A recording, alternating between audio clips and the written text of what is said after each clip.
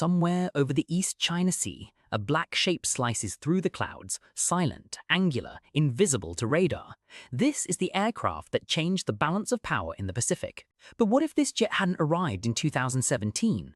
What if it had taken to the skies 20 years earlier, in the chaos of the early 1990s?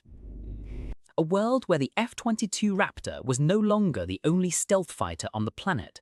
A world rewritten by a single design decision in Chengdu. For decades, China's Air Force flew in the shadow of Soviet design.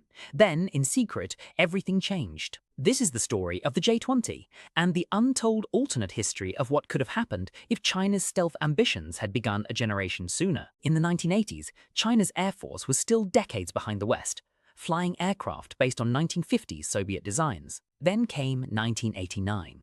International arms embargoes cut China off from Western technology, forcing Beijing to look elsewhere for a leap forward. China turned to Russia. In 1992, the first Su-27 flankers arrived, a technological lifeline and a glimpse of what modern air combat required. Chinese engineers studied every rivet. It was the beginning of a new ambition, not just to buy modern fighters, but to build them. Meanwhile, half a world away, America was unveiling something extraordinary, an aircraft nearly invisible to radar. The age of stealth had begun. In reality, China's stealth fighter program did not formally take shape until the early 2000s, but the seeds were planted much earlier.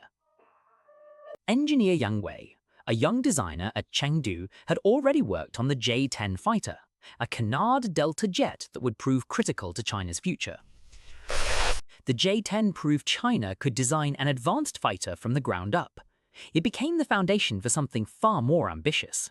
By the mid-2000s, Chengdu's design bureau began serious work on a fifth-generation stealth fighter, Project 611, later known as the J-20. On January 11, 2011, the world got its first glimpse. The J-20 took to the skies for the first time over Chengdu. It was no coincidence. That same day, US Defense Secretary Robert Gates was visiting Beijing.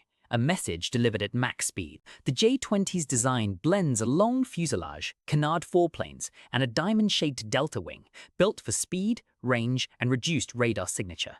Internal weapons bays keep missiles hidden from radar, a defining feature of stealth design, first pioneered by American engineers decades earlier. Early J-20s relied on Russian, made Ol-31 engines, a reminder that even China's most advanced fighter still depended on foreign technology.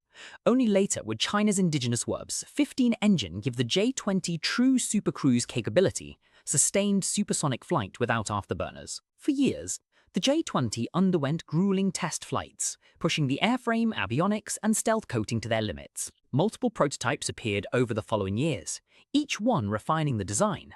New nose cones, revised intakes, improved coatings. Improved, by 2016, the J-20 made its public debut at the Zhuhai Air Show, a calculated reveal to the world. In March 2017, the J-20 officially entered service with the People's Liberation Army Air Force. It began patrolling contested skies, the Taiwan Strait, the South China Sea, the East China Sea, a new symbol of Chinese air power. For the first time, the United States and its allies faced a stealth rival in the Pacific that wasn't their own. The J-20 proved China could design, build, and field a fifth-generation fighter almost entirely on its own terms. It reshaped military planning across the Pacific, forcing the United States, Japan, and Taiwan to rethink their air defense strategies. But its true origin story raises a fascinating question. What if this leap had happened 20 years sooner? Everything you have seen so far is real history. From this point forward, we enter speculation, a hypothetical timeline grounded in engineering realities of the era. Imagine it is 1991. The Soviet Union has just collapsed. China's leadership, watching the Gulf War unfold, senses a new kind of warfare emerging. In this alternate history, Chengdu's engineers are ordered to accelerate a stealth fighter program a full decade before it began in reality. But building a stealth fighter in the early 1990s would face a brutal obstacle.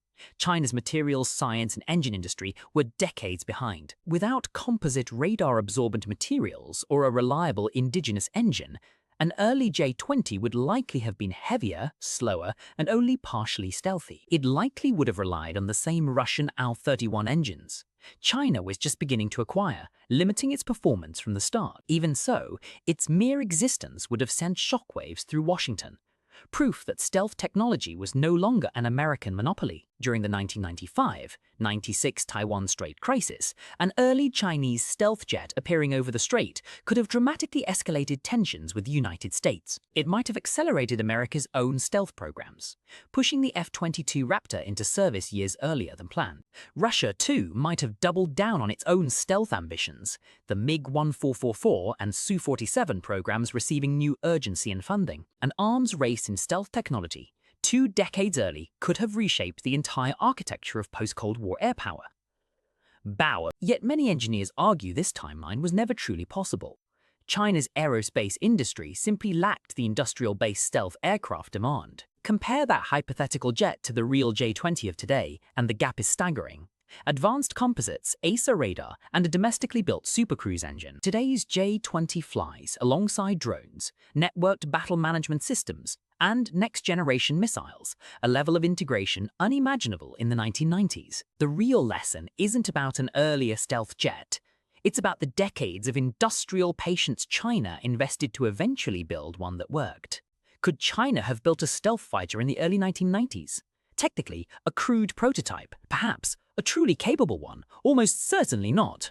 The real J-20 succeeded because it arrived when China's materials, science, engines, and electronics industries finally caught up to its ambitions. Timing, not just ambition, is what turns a bold idea into a working weapon of the sky. The J-20 stands today as proof of what patient, deliberate engineering can achieve. A stealth fighter built not in haste, but in time. Perhaps that is the real story here. Not what if it came sooner, but why it had to wait. This has been the story of the J-20, and the alternate history that almost